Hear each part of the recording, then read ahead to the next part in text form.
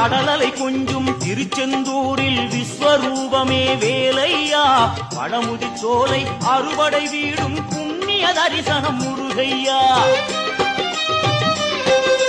திருநீர் அணிந்து வரும் போது நெஞ்சில் நிம்மதி பிறக்குது கந்தையா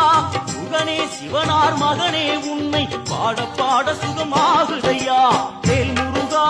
அரோகரா அரோகரா